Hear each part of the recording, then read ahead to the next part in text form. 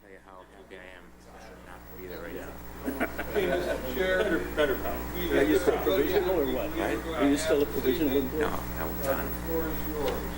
Fair. Okay, then at 7:32, we will call to order this joint, or this session of the Zoning Board of Appeals. Having called it to order, can I get a motion to approve this evening's agenda? Make a motion to approve the agenda? Second. Okay, all in favor? Aye. Okay, we have an agenda. Now we're on to number 3. We all received the November 12th meeting minutes in our manila envelopes. Any notes or modifications, or failing that, we can hear a motion to approve the minutes as presented? Approve the minutes as presented. All right, a second. We can. I'll say. There you go. All right, we'll have it. So all in favor of approving the November 12th minutes? Any opposed? Okay, we have approved minutes. Now we're on to. I'm abstaining on that one. That is fine. Right. I think unless we need to save it for another future meeting. I think we did it. Okay, I think we had 4.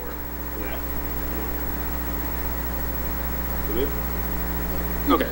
Yes. Oh, 4. 4 makes 4. Okay. Now, number 4, election of the officers. So.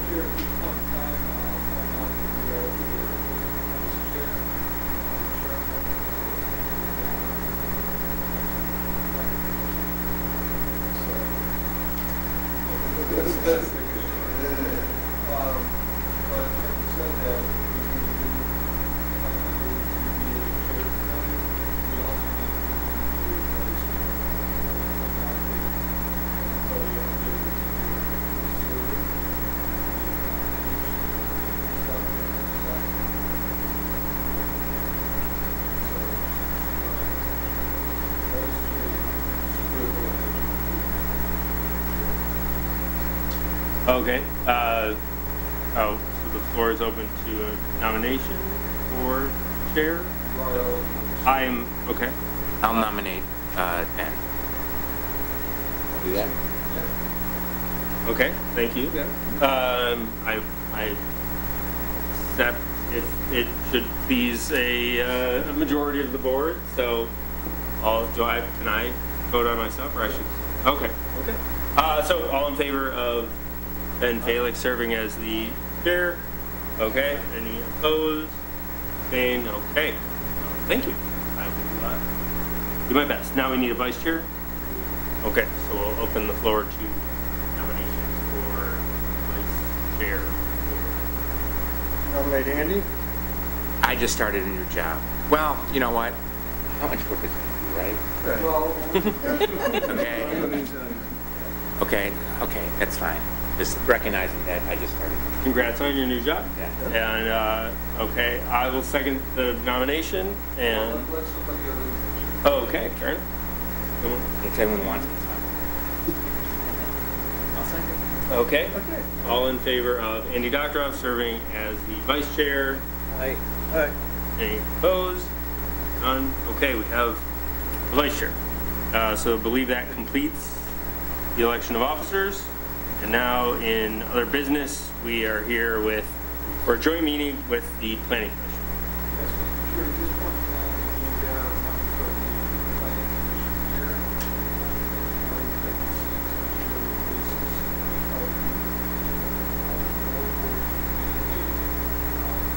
Issues that they may be having or affect the work together. So the planning will, Planning Commission will determine actual rights on the board, so they'll be approved, they'll recommend approval to the city commission.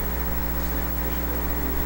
The zoning board of appeals has approved it, made an election including this variance. So it's very important that the boards actually act on the same page as the appeals. So one of the things that happens is frequently the planning commission will see this zoning board of appeals has the staff certainly a certain amount of variances or requests that have to go to the ZBA because they need it. So if you receive consistent recommendations and consistent positions that is received from the board of appeals approving, at what time do you approve or have asked the planning commission to revisit that ordinance to see if there's not a better master plan. So that's what we're charged with. So I'm going to give an example of one thing that we got that the planning commission has seen, the ZBA has seen, the staff certainly has seen. So as a result, I'm just going to dive into this one and see what you folks think about it. The motion here would have to be to recommend the planning commission take on this, or the planning commission is not going to come speak on this or any other discussion item that they do want to take on. Or if they want to take their opinion, then it would also be presented to them, send it to me. I will put it on their priority list. So the priority list is something that we visit about this time of year. Because it's a high, low, medium designation for them to take up. So most of what happens is the planning commission takes up and starts on the site plan review. But this part of it, we write the ordinance is actually planning. And that's what we'd like to get into. So if we're finding something here that we have our zoning ordinance stronger, we have our zoning ordinance better, have a compatible with the master plan, and see what the flavor of the public, if they would be the body of the whole public hearing, is consistent with what we want to values for the approach, then we can go ahead and do that and do a whole public hearing. Work on the ordinance and get it used to the process, which is I have a city all of the so, this is what I did this year, what I'd like to do is next time, is take on the plan, see what both parties have to say about it, and go from there. Sounds good. Hear about corner lot. Okay, so I want to do corner lots, I'll tell you. A lot of times we get variances and we get issues with the lot, if we have a corner lot. Those houses face one way, the lot is platted the other.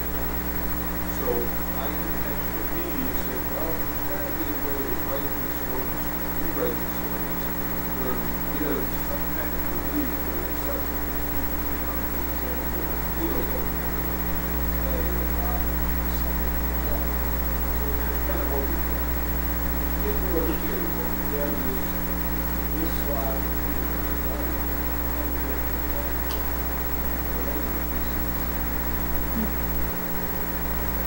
well, you can see the narrower side of this fronts on Henry, and the wide side fronts on the city. So the issue with that comes the house faces Salem in this particular. So if you have that, here's the definition of a lot line.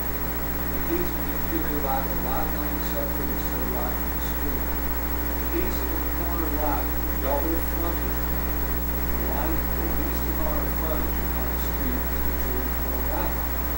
So this is actually, where the house faces that way, you can see the cars parked. That side to the bottom of it, that's actually the front yard. So you have virtually no back yard. That's one of the problems that you see. So you see the other house here, the house next to it, on the road, that actually comes onto the pit. And the house behind it comes on the Salem. So you're kind of in front on the Salem, but they don't have any advantages to the other one. So that makes them kind of different. So that's where we would ask you to take a look at that, or I should ask both of you to take a look.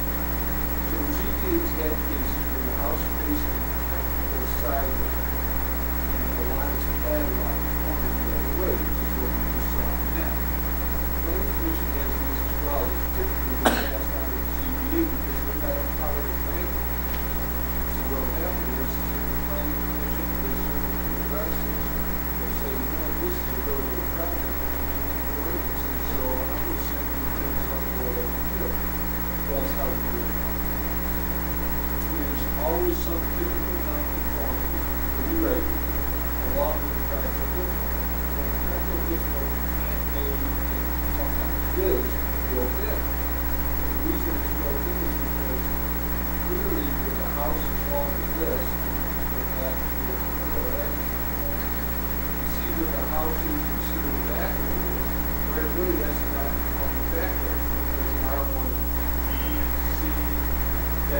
backyard, is 30 or 35 feet, depending on what numbers. So when the house is like that, it's the other way. It's actually practical rear yard. But it's a technical, plus practical side yard. But it's a real rear yard. So if you're in front of the south, that's the front. So that's a side yard based on where the house is. And then to the right of that house, it's sort of that's the back yard. Which goes that way. So they don't have any room to have a pool. Gas pump, you know. So that's how that needs to be done. Also, they give variance for one, for having an accessory structure in the side yard. And two, for not meeting the required setbacks. So that brings up to the ZBA. So when you have this affects front yard, side yard, rear yard, fencing request, because now if you put a fence around it, that's the front, then what you have is you have a fence running all the way to the end of that particular lot. That's not something you typically want to overstep or prevent. But when the zoning ordinance gets an opportunity to do work and have to, everybody's allowed to extend on the back level, that's something that would come forward as perhaps a zoning ordinance. It's nothing that happens in one meeting. That happens usually in 4 meetings. But once that's done, it's not really what the city can step. City coaches, patios, those are very common things. So accessory structure, doors, sheds, where you can put sheds. So these are things that we were really looking for some consideration. So we want to either put something like this on priority list, or something like this particular or something. Well, what? Yeah, there's some other things. The ZBA can make a motion and recommend this to review. And when they review, it doesn't necessarily have to happen. It's on the road, review, so on that, based on this, take into consideration steps. Public hearing has to be held on this. So that's what's for. Public hearings have to be held by the public. So the other thing we can do is fashion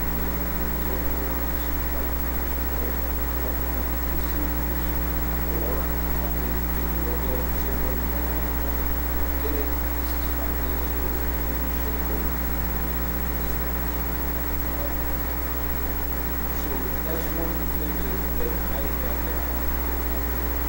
I'm sure what I'd like to do is I'd like to go over to you and I'd like to go to the see if there's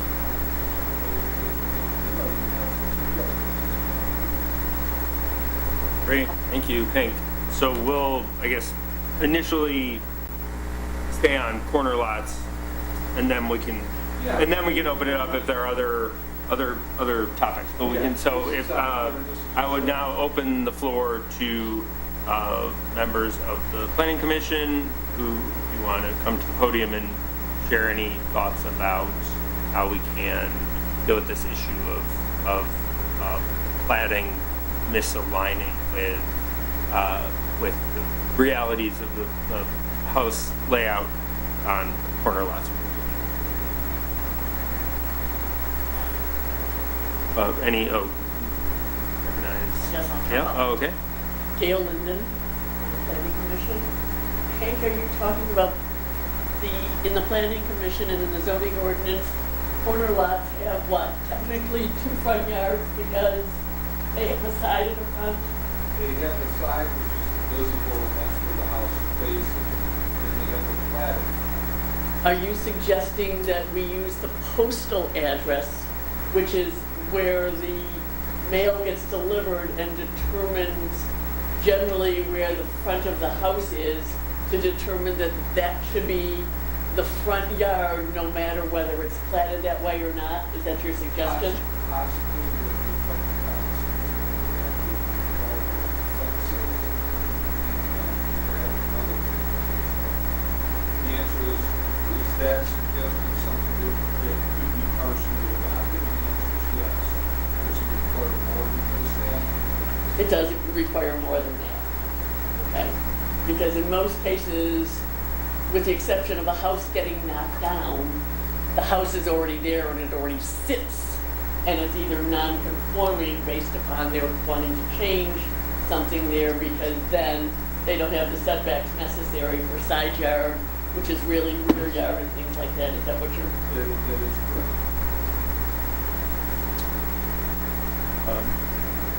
We can go, I mean, I think we can, anything else? I think that's it for right now. Okay, I mean, that's that's fine. where I'm looking at it needs more than that, but I think it really needs tweaking and it's, in my opinion, more of a case by case, but if we started with the address, and then deal with it, that's something that I could consider, but I think that there are a lot of variables with corner lots, and the only exception would be knock down new construction, then follow the ordinance.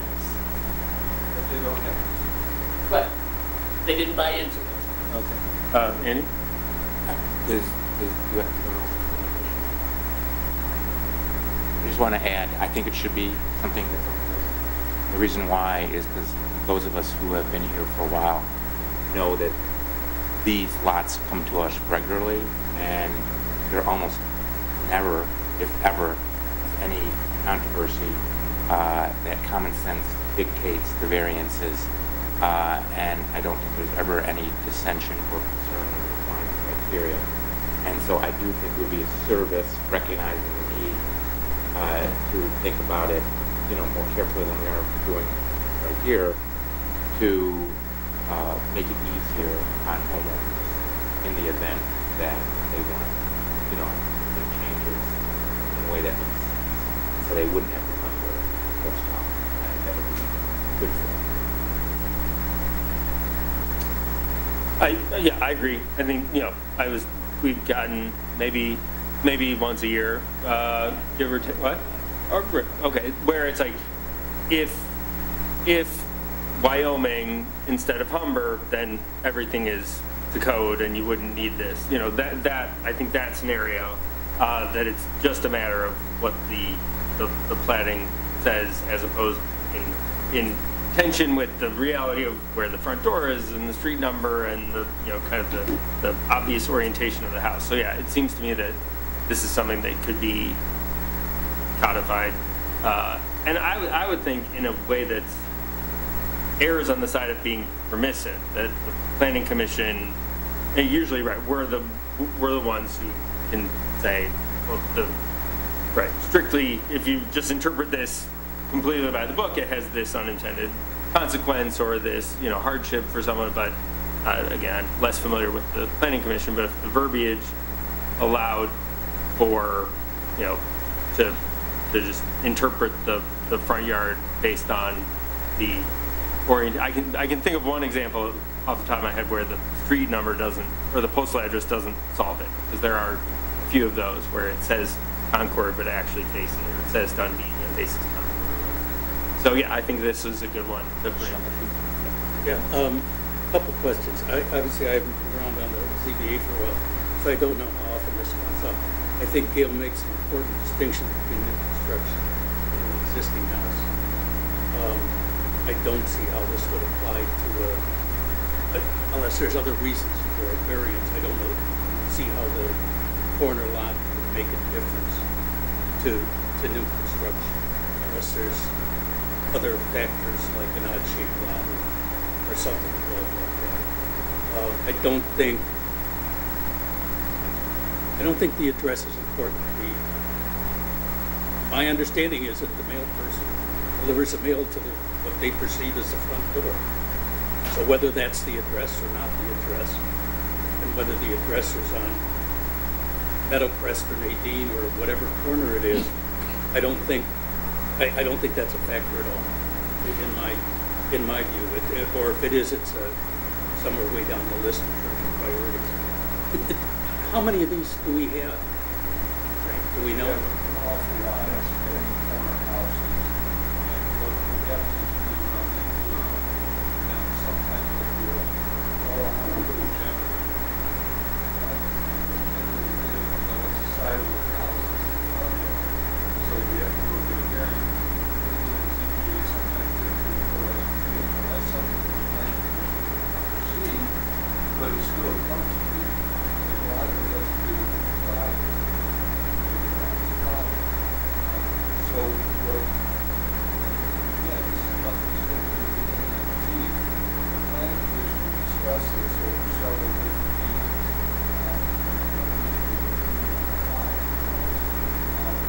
But they'll come up with some kind of idea or something that is going to work, or be a better mousetrap than what we have now. And then at that point, some ordinances are working for you. So, run with it and see what you get, if it isn't working with this. And you do your best to do that. So that's kind of what the planning commission is charged with, and that's why it's important. They can speak to you, speak to kind of see where everything's headed. Hank, it seems to me that what we're talking about here is redefining side yards and backyards on corner lots with existing construction. I mean, that would seem to solve the fencing problem, the generator problem, the side, the dimensional problem, that sort of stuff. I mean, you're still going to end up with some houses that are where they are. Those will come. Yeah, exactly, and presumably we would deal with them as they came to us. But in terms of making somebody's life easier in terms of something they want to do with a house, that's what we're doing, is we're redefining the side lot, the back lot, and the front lot when it comes to an existing structure on a corner lot. Okay, got it. All right, I'm good. One issue I see with new construction, at quite a few places existing, where it's obvious that the driveway is on the side lot. It's not long enough to get a car parked in there without blocking the sidewalk. The city has provisions that what we do is that we allow one space for each side of the garage. Single car garage or two car garage. One space in front.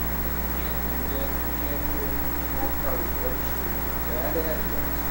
Because that space is put parking spaces overnight are available from the street. So we do have a mechanism for that because quite honestly, there's an awful lot of houses where two cars in the front.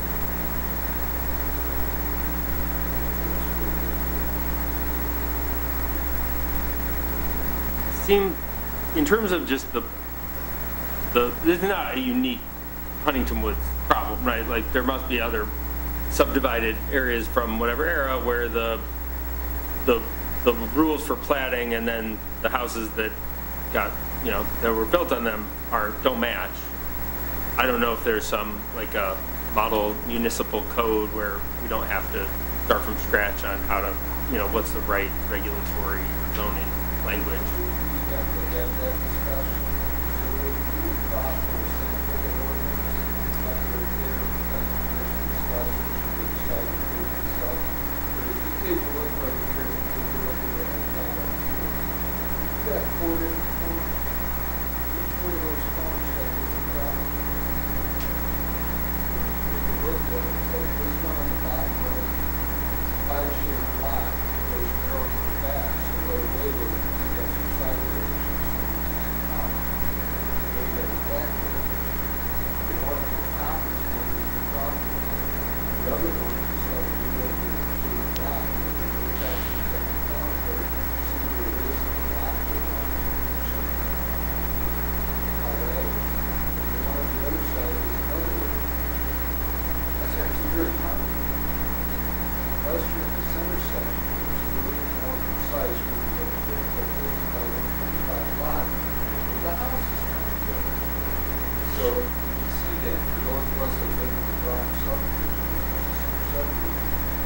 that every time you go out for a walk, promise where you come to get your house. So the idea, the reason I was bringing it here was there may be an opportunity for us to take a look at it and see if there's anybody we can do.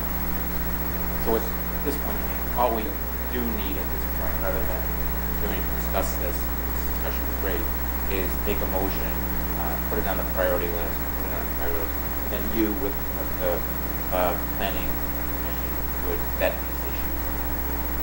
Correct, but the thing I want to make sure that the motion would be is to jump the plan.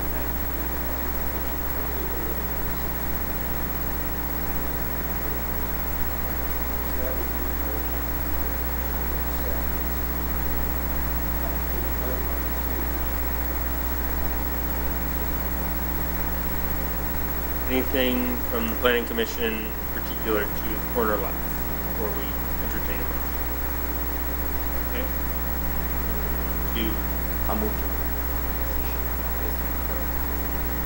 Great. We have a second. Okay, any further discussion? All in favor of recommending this for the priority list? Any opposed? None? Great. Okay, well, we'll look forward to hearing back about that.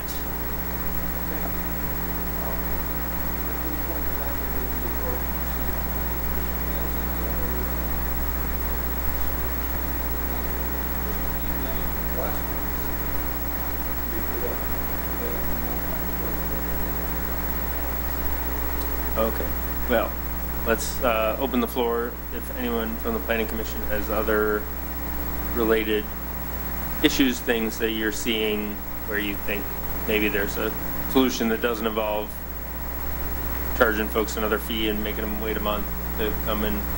You're the committee that sees them. We don't see them. Well, Right. no, but there are things that you can't approve based on the, you know, the strict reading of the code that then come to us and maybe they don't. Maybe they don't need to. Go ahead. Here we come. Just curious if you guys hear a lot about driveways. I wrote down driveways like we're playing a game. Do you want to say your name first? Sarah Gutierrez. All right, Sarah.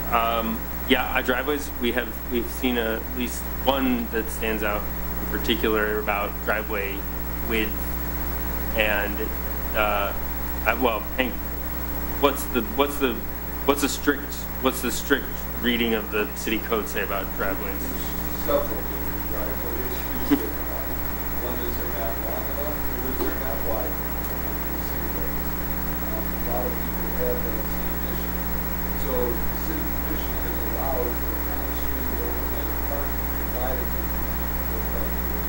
The criteria is you must have no less than 3 feet facing the garage door to the property. If your car can't get over the garage side,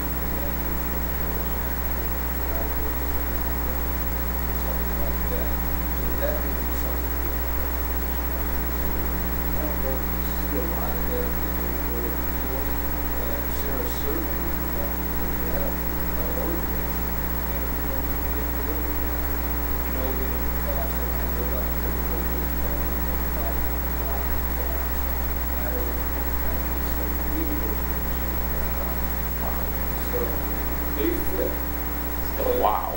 Yeah, but let me tell you, you don't want to be the one that's up by the drive after the race. So, I want Hank, to let- for the record, did you coin the term Huntington Woods Shuffle for doing the three-card Monte with the cars? Huntington Woods. I use it. everybody does it. It's just one of those things that, it's what happens. Narrow lots, some people call them close to stamp size lots. I call it just real bad here, that's my worst problem. Having said that, it's a real problem when you have to do the work inside. So there's, you go outside and point back, you have 6 cars. So, there's certain things. Stuff that I would call is one for real estate, but I do think that, yeah, we do hear about it, we have this program for staff right there at City Hall. So I would suggest to Sarah that that's a good thing, up to the planning commission priority list, and see if that's something the planning commission might consider. Others have a conversation. So, sorry, is the suggestion that change the ordinance? Okay, That's going to be up to you. but that would go to the planning. That's going to go to the planning commission, it's not so much the Oscar project, because that's already been by the city commission, reasonable and fair. What may be considered by the planning commission might be that alternative ways, like perhaps if there's room for a space to the side of the plan, or the planning commission could person that down, or something like that. But it's something we definitely would look at. If there's a pleasure, the planning commission to take it up, I'm sure there's, that's legal or something. And see what you got. So if you guys are better than one. Yep. I think that it's a valid point, I think that needs to be brought up, and we'll see it back at the planning commission.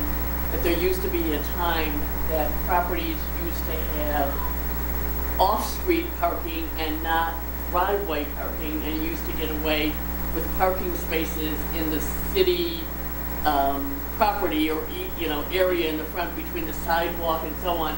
And those were all, to the best of my knowledge, they were all supposed to be revoked. But I think a couple of them still exist. They exist because of the one time road construction, the road, and space contact. So that kind of made a lot of sense. Okay. That was one of the reasons that we did that. The reason is because you want to go and get out of the space, financial commitments from the city, and they have to be authorized by the city commission. And at that point, if you're doing that, the roads, you're taking that space out. You know, it's taking out the sidewalk, the grade, putting the curbs and everything like that. So that's something that the city commission feels is adequate, and we have it right now. It doesn't put another way for that to work, be it allowing private driveway for somebody to park, or somebody to pull off. That would go to the planning commission, so the city feels, see, and somebody wants to come to. Right now, if somebody wanted to have a space next to it, planning commission could allow, that would come to the zoning board of appeals.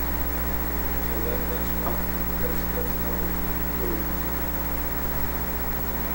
Hank, the zoning board of appeals can't authorize the use of a parking space on the easement. That is correct. And if I'm not mistaken, the city has recorded some kind of notice on those that are left on the property. The trouble is, in my experience dealing with transactions in Huntington Woods, title companies don't pick that up as an encumbrance. Whether they pick it up or not, I just like to tell you.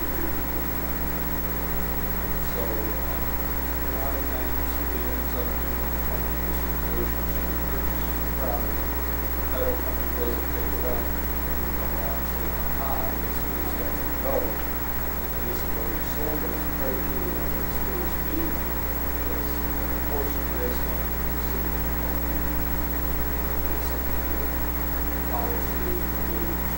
a title claim. It's a policy claim. If there is one, yes. But it's recorded. They are recorded. It's a bit of a tangent, but so I know. People park, as far as I can tell, lawfully, like perpendicular. So like if you have a driveway that's a little wider at the bottom, and you can fit your car, so it's it's parallel to the street, and it's in between the sidewalk and the street, not blocking either. Is that something that people just do, or that the city?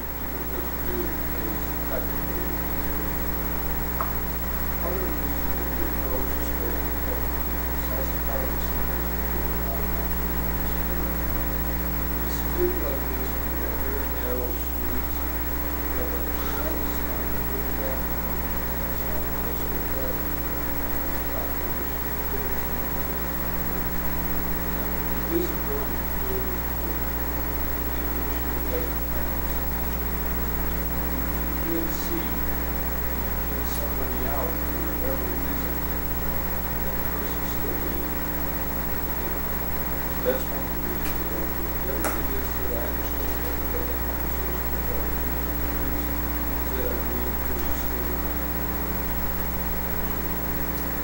Noted. I wasn't asking for myself. Asking for a friend. For my- Yeah. Okay. Other open to the floor or to the board. Any other issues that we think we should consider? So I'm new to planning commission, so it's my totally off base. Something that we discussed in our last meeting was a house that was considered for construction with over 50% new space on pre-existing.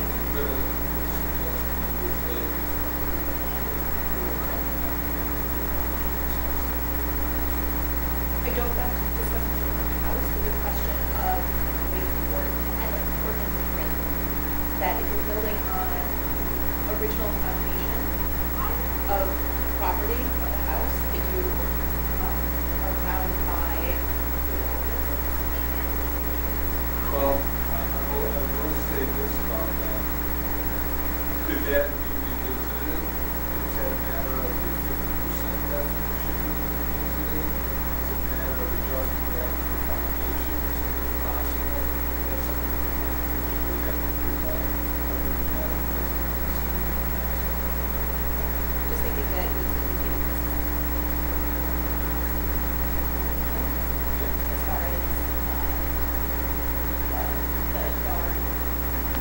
I've been all my terminology, but thanks. As far as like side and backyard to go and space between property and building, so you're building out foundation, you're still bound by the ordinances that require you to make application for property to plan. Okay, so this is something that you don't want us to discuss because I don't want you to discuss it because they're being asked to make a decision on this.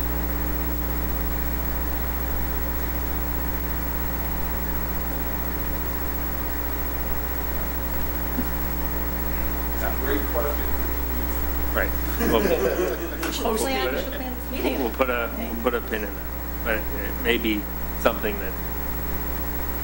Well, I mean, like we look at everything based on the particular circumstances, maybe more circumstances than we're supposed to consider, but it's equitable in nature, and there may be some takeaways from that next week. I would suggest something that you will look over and decide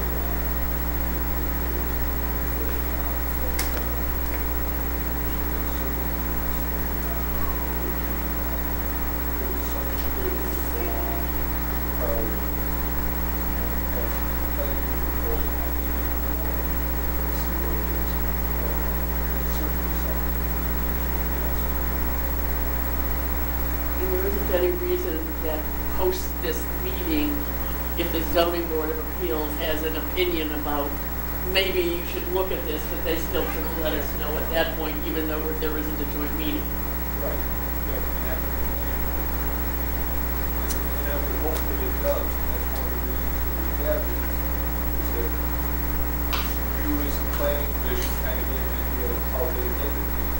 They, as the zoning board of appeals, keep it perhaps an understanding of what the planning commission is thinking of something. So it's a win-win for everyone. Okay. Any other topics or recurring themes from your meetings or ours? Sure. So this is my big pet peeve, and I don't know whether this is appropriate for the motion or put it on the table. And maybe Sheldon remembers this. We were on the commission, but we spent a lot of time going over zoning requirements, ordinances, house size, setback, height, and we were generous. I don't know. You were generous. Okay. Do you remember this exercise or not? Yeah, I do. Okay. And, you know, we erred on the side of respecting the property owner's desire to, within the spirit of being a good neighbor, what he or she or they want to do with the property. And I have found that notwithstanding those changes, those accommodating changes, we still get a lot of requests to extend or increase the house size or the structure of the house beyond what the modified ordinances permit, which suggests to me that people will take what they can get. What bothers me is not that. What bothers me is that I do not think core criteria will be considered when it comes to whether to grant those appeals. I don't think those criteria align really well with the situation. And as a result, the zoning board of appeals is often done best to go on those processes and go using,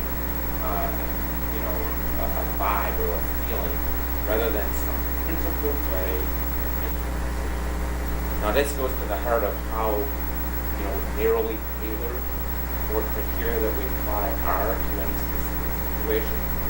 But the question in my mind is there a way to state into the body of the ordinances how much discretion the zoning board of appeals have when granting these requests, which sometimes have been quite extraordinary. And I remember one which we granted not because I'm not going to use the name. We granted and it was an extreme.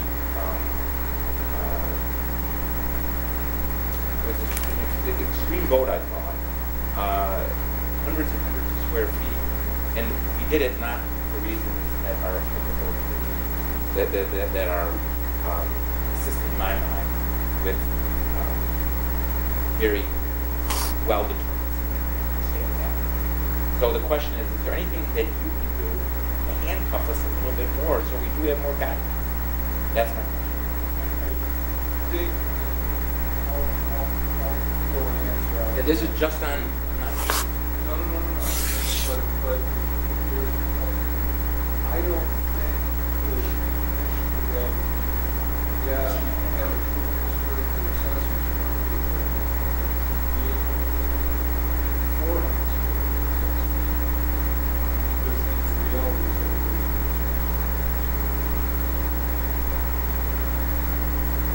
the way to look at that is you have to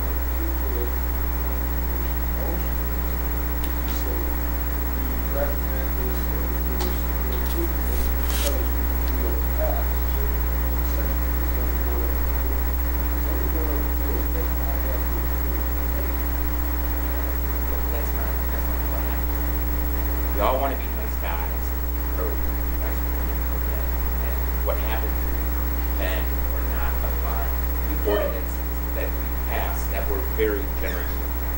And that They bothers grew at a lot of time spent. Yeah, the same, So, like a long what 2 years. I would suggest, what I would do with that particular one, is that is something that, anything you guys are seeing before. So, the difference with that is, this one, they did a pit stop at the city attorney's office to see if there's something that we can do that, and if something that we should do. And if that's the case, we come to the planning commission, and they can discuss it. And Do they'll have- you agree, and I know, do you agree that that type of variance is right? I agree that there is for maximum house size, lot coverage, I agree with those types of. And maybe the reason why I'm so sensitive is spent so much time to still get requests for variances that I think are well beyond. You can't not send. I'm not saying, So but what we it's, can do is we can vote it it's, down. it's a question of guidance, though. I think this board needs more guidance. I don't think the criteria that we apply give us that guidance. Okay, I'll tell you what I would do is I will discuss with the city. The way that this is supposed to work, the answer to the way this is supposed to work, the answer is no. I'm telling you. Now, we live in hundred years. Typically what happens here is that some board of appeals, in a lot of cases, some supervisors will have an approach to that. So whether that's right or wrong, you still have to have the opportunity. The resident or the person who believes that agreed by the zoning board is not comfortable. This is the form. So if it means that you have to take a bit of a harder line with stuff, then that's what has to happen. But the idea that saying the zoning board of appeals shall grant the appeal if it's within 10% of whatever it is. I think just respectfully it goes to us. Bottom line. Oh, absolutely. And the bottom line is that when you have someone, it's very difficult to say no, it doesn't happen. I think what's happening over time is that the ordinance that we spend so much time, thought, creating and enacting, and I just think we have to think about the situation. How do we avoid the extreme discretion that we And exercise? that's where I'm happy to ask the city to that kind of a that I would tell you no. Go ahead, Yes, of course. if I can address Yeah. some of your points. Number one is, we're here to make those kinds of judgments. Number two, if we keep getting requests for dimensional variances with respect to lot coverage, house size, that sort of stuff, then I think that would be properly addressed by the city commission, determine whether or not those are reasonable limitations or not. And in terms of the factors, the rigid factors that we address, I think those are statute. I don't think we can go beyond those. And in terms of exercising our judgment, we're quasi-judicial, which is why Hank doesn't want to taint the thing here. But the bottom line is, if I don't see a reasonable way to draft something that says that we should grant a variance, because if that's the case, then it shouldn't be a variance. No. The other thing is, frankly, I mean, we all sit here and I've been on planning and you've been on planning and we've been on zoning, you know, and the answer is when somebody's at this point, you know, putting on a sunroom costs $150,000 or something like that. And we certainly don't want to discourage a member of the community from investing in the community and basically increasing their economic commitment to the community, as long as it's within the criteria that's been set by the zoning ordinance and by the discretion of the planning commission. The answer is, I mean, I've served on a zoning board where there were automatic no's. You know, some people said there's, you know, unless you can really give us a damn good reason within the 4 criteria, then you don't get your variance. Now, we've all sat on here and exercised discretion, have been a little looser, not quite that. But the bottom line is, I think the ability to hide behind, if you will, or to resort to the specific criteria helps us. Doesn't hinder us. And we're here to make those decisions. If we don't want to make those decisions, then go serve on the library board, So, that totally respect Oh, here it comes. No.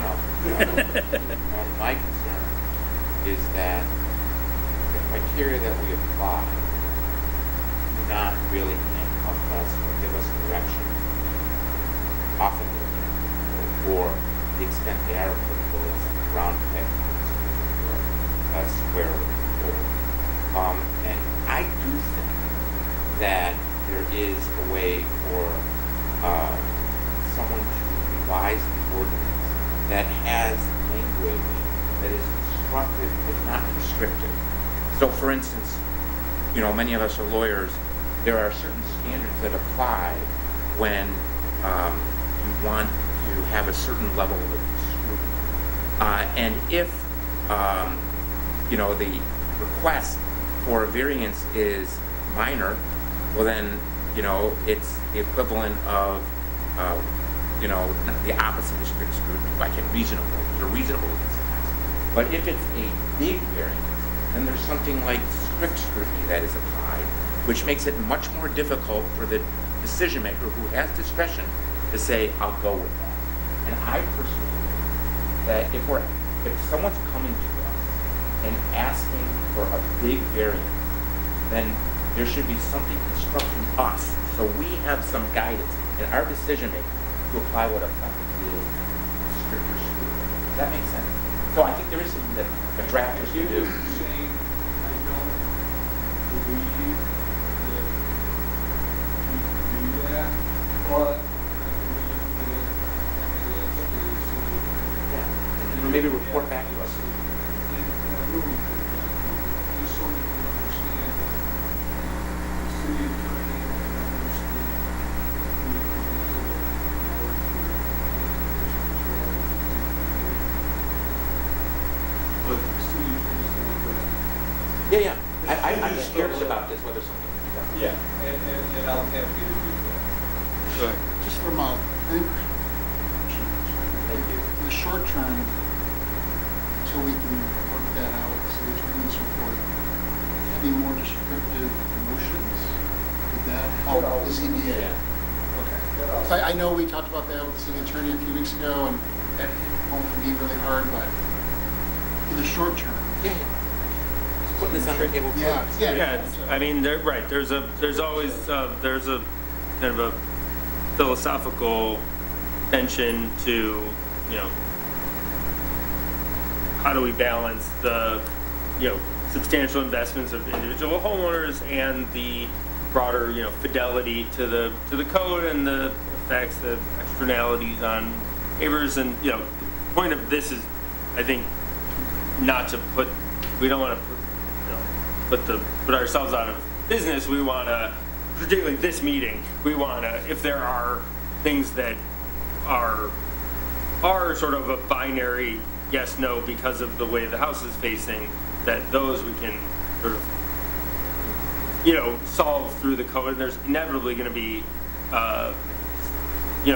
ones that need that holistic and qualitative interpretation. And with the planning commission, last time we did really discuss that a lot of it has to do with particularly the motion that gives you some basis to give planning commission some of this here. That's okay. The other thing is too is that I don't think there are a lot of possibilities that particular variances that keep coming in. This particular zone district, we always 200 square feet, 200, 300, 300.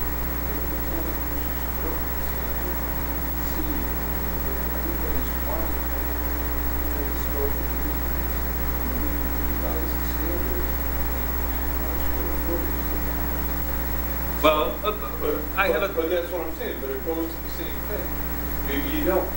Well, I think there's the concern Andy has of, you give them an inch and they'll ask for right? But one thing that I have seen a pattern of, I think, unless I'm sort of over embellishing in my head, is sort of what you're talking about, I think referring to, Hank, where I wrote down like zone outliers, right? That they're houses that are they're lots that are like the acre sub, but they're in a different R zone. And so the conversation we've had here is like, okay, if that house were on Borgman between Henley and Scotia, it would fall completely within the, that zone R whatever, alphanumeric zone, and it would be fine, it wouldn't need any variances. But because it's on Victoria, it is more constrained, again, not as a function of the lot size, but as a function of like what part of the city it lives in.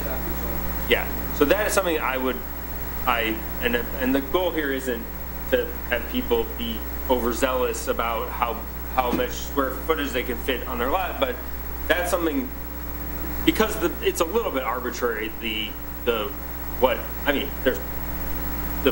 there's a logic to it of the different zones and the different lot shapes and types in those zones, but there are plenty of outliers, right, that don't make sense, that belong, are like the size of a different one, but here they are. All boundaries and stuff like that, that's why you're here. Right. So what I suggest would be when we get that answer, Okay. I know what this is. So let me ask that question. That if I can get an answer to that, I can offer that answer to the planning commission. And also that may be helpful. Next for your local communication and the planning commission will go back to see something we want to say. Or to say project whole thing. Let's find out.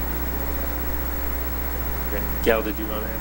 Yeah, I want to ask the CPA if they've seen a request for larger garage is in their neighborhoods or whatever else, or set-asides requesting bigger garages depending on where they are.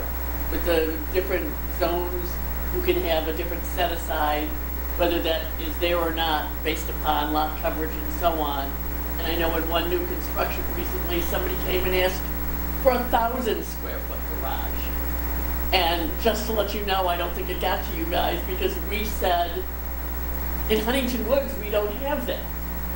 And they said, well, you can build it in Birmingham and you can build it in West Bloomfield, and I could have a 10-car garage or a 24-car garage. And I said, then build it there. But here you can't build it.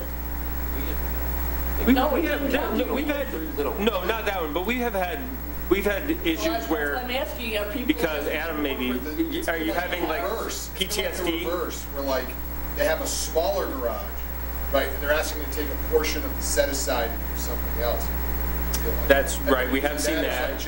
And I think we've Okay. seen, We're not using the full garage, so we should be able to use it, right. Okay. We've seen like that. That's one, if we want set aside and reward, put on the house. if we want to reward people who are not asking, for a big, a oversized garage where they can, park all their whole fleet, one thing to do would be to allow homes to reallocate that, to, make it fungible to the house size. I think that's certainly something we've seen. The problem is terrified children. Yeah.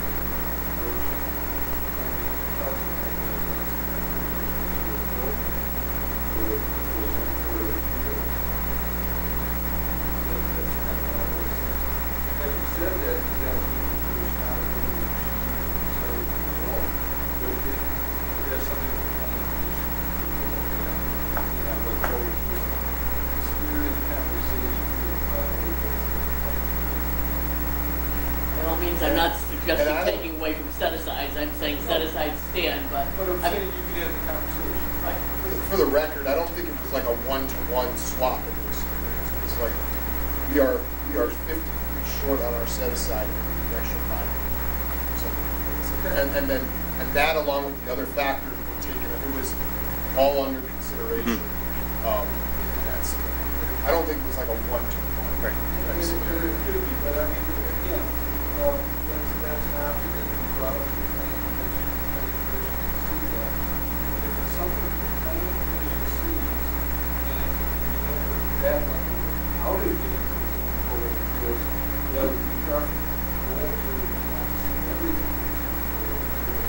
We have the zoning board of appeals, look at what we're doing, they would have to, so that they don't have to, more time. Take into consideration, maybe set aside is too high. But the garage size specifically set aside for garages specifically taken by averages and seeing what size garages for the zone districts that you're in prior to making those set aside for that district. So in other words, we looking for 40 for the R1, the R1 is a 55 lot. They go to the zoning average already. So the reason we have is there, because that's what we have to have garage. Typically, it's 22 by 3 garage, and the parking space. And more, it's 9 by 20. That's 2 spaces, plus if we go to the car doors, it has to get out of it, maybe for the bicycle. That's the type of garage. That's outside, but that's the garage size, which is 650 square feet. So you can put over your 440, put a 650 square foot garage, put 5 of the 8, you might use over 50% of the rear yard, couple of structures. You might call it the 50% lot up to the entire lot. So it may be that a ranch house would take some additional space, so that's a different issue. But in Memorial, because the same square footage, those are discussions.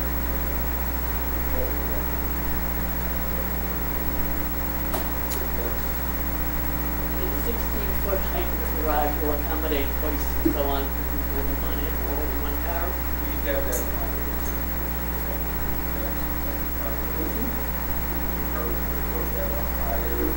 So that's why I'm just asking, because I know we have a 16-foot height requirement. The reason for And- that is for one of the six garages,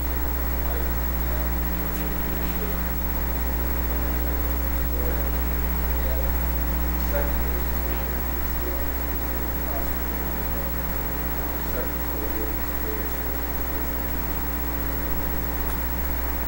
Got it. Any other suggestions? Hearing none, I will open it up generally to public participation for the agenda. Hearing none, I will entertain a motion to adjourn. Sure.